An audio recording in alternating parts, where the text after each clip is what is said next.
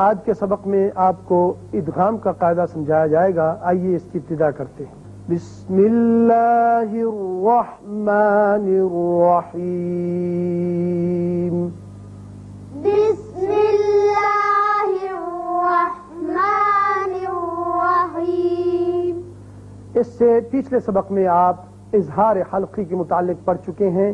6 حروف تھے حروف اظہار، اور اس قاعدے کا نام تھا اظہار حلقی، جہاں نون ساکن اور تنوین کو ظاہر کر کے پڑھتے ہیں. دوسرا قاعدہ ہے نون ساکن اور تنوین کا ادغام کا. یاد رکھیے ادغام میں جو حروف استعمال ہوتے ہیں وہ ہیں 6. کتنے ہیں؟ 6. ان کا مجموعہ ہے یرملون. یرملون.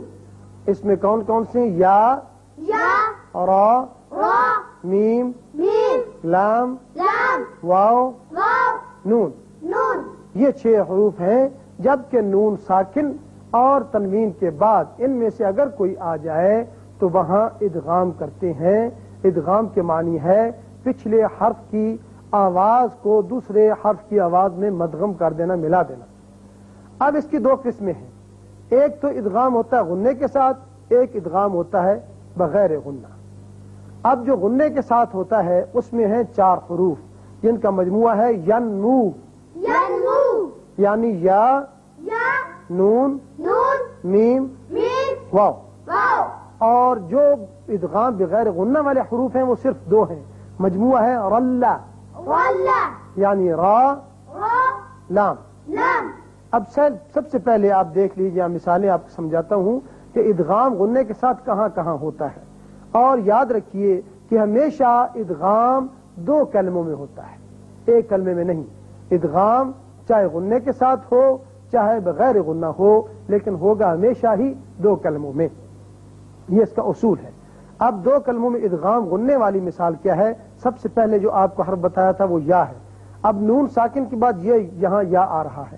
ہم اس کو جب من کو یقولو کے ساتھ ملائیں گے تو ادغام کریں گے اور یہاں 1 الف کے برابر آواز ناک کے بانسے میں ٹھہرے گی. تو لفظ بنے گا من یقول.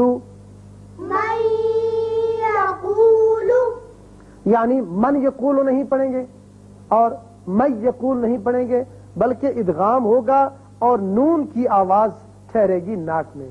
من یقول. دوسرا حرف جو ہے وہ ہے نون. اب نون ساکن کے بعد اس کی مثال من نعمت.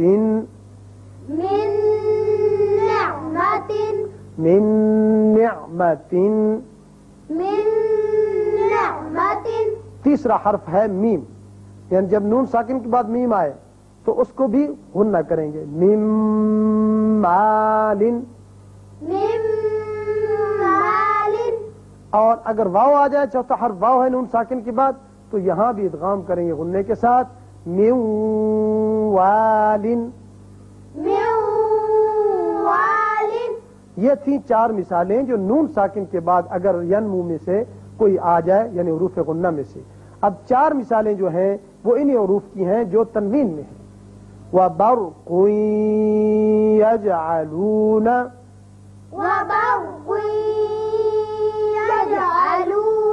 یہاں دیکھیے قاف کے اوپر 2 پیش تنوین ہے، آپ نے ادغام کیا غنے کے ساتھ، بعد میں یا آ گیا.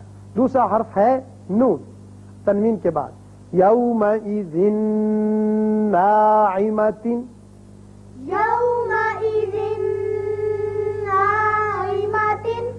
تیسری مثال ہے میم کی. تنوین کے بعد میم آ جائے تو یہاں بھی ادغام کریں گے غنے کے ساتھ. قول معروف. اب ساتھ ہی مثال آ گئی چوتھے حرف واو کی. فا کے اوپر 2 پیش تنوین ہے تو اس کو جب ملائیں گے تو معروف ومغفرۃ.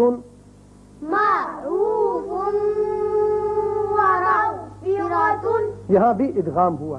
تو 4 مثالیں اس کی نون ساکن کی، 4 مثالیں تنوین کی آپ نے سمجھ لی کہ ان کے بعد 2 کلموں میں جب بھی یا، نون، میم، واو ان میں سے کوئی آ جائے ادغام غنے کے ساتھ ہوتا ہے. اب یہ مثالیں آپ ادغام بغیر غنہ جو 2 کلموں میں ہوتی ہیں نون ساکن اور تنوین کے سن لیں، اور حروف ہیں اس میں صرف 2. اب پہلے ہے لام، لام کی مثال نون ساکن کے بعد وَلَٰكِن لَا يَعْلَمُونَ، ولكن لا يعلمون. اب کن لا نہیں پڑھیں گے بلکہ کاف سیدھا لام سے ملے گا، نون کی آواز پیدا یہاں نہیں ہوگی، یعنی غنہ نہیں ہوگا.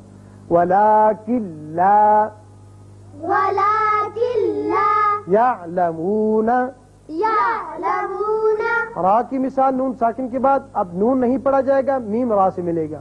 مِن رَبِّهِمْ، من ربهم. مِن رَبِّهِمْ. من ربهم. تنوین کی مثال لام کی هُدًى لِّلْمُتَّقِينَ، هدى للمتقين. یعنی دال کی ایک زبر لام سے ملے گی اور بغیر غننے کے پڑھا جائے گا. اسی طرح را تنوین کی وجہ سے ایک زیر پڑی جائے گی اور صرف را ہوگا، یہاں نون کی آواز نہیں آئے گی. ثمرات رزقا. ثمرة رزقا. عزیز طلبہ، اس حصے میں آپ نے ادغام بغنہ اور ادغام بغیر غنہ کی تمام مثالیں سمجھ لیں کہ نون ساکن کے بعد اور تنوین کے بعد جب ان میں سے ین منہ میں سے کوئی آ جائے تو غنہ کرتے ہیں اور رلہ میں سے کوئی آ جائے تو وہاں غنہ نہیں ہوتا. اب اس سے اگلے حصے میں آپ کو حروف غنہ کے متعلق سمجھاتا ہوں. یہ جو بار بار لفظ آپ سن رہے ہیں غنہ، تو غنہ پہلی بات تو یاد رکھیے غنہ کسے کہتے ہیں. ناک کے بانس سے یعنی خیشوم میں ایک الف کے برابر آواز کو ٹھہرانے کا نام غنہ ہے. اور حروف غنہ دو ہیں، میم مشدد، ميم مشدد. نون مشدد. نون مشدد. جب ان کے اوپر شد آ جائے تو وہاں آواز رکے گی ایک الف کے برابر، جیسے ان. أن. یہ جو تھوڑی دیر کے لیے آواز ناک میں رکی ہے یہی غنہ ہے، اسی کا نام، اس آواز کا نام غنہ ہے. ان. أن. میم مشدد کی مثال عم. عم. عم. عم. اور غنے کی مقدار ہے حرکتان، یعنی دو حرکات کے برابر، جس کا مطلب ہے کہ ایک الف کے برابر. جتنا ایک الف کھینچتے ہیں اتنی دیر کے لیے آواز جو ہے ناک کے بانسے میں ٹھہرانے کا نام غنہ ہے. اور یہ دو حروف ہیں، نون مشدد، میم مشدد. اس کے علاوہ جہاں ادغام ہوتا ہے غنے کے ساتھ وہاں بھی یہی آواز نکلتی ہے ناک کے بانسے میں جو آپ کو یہاں سمجھائی ہے. تو آج کے سبق میں عزیز طلبہ آپ نے دوسرا قاعدہ ادغام کا پڑھا، ادغام بغنہ اور ادغام بغیر غنہ اور حروف غنہ کے متعلق سمجھ لیا. اللہ تعالیٰ میں صحیح پڑھنے کی توفیق عطا فرمائے.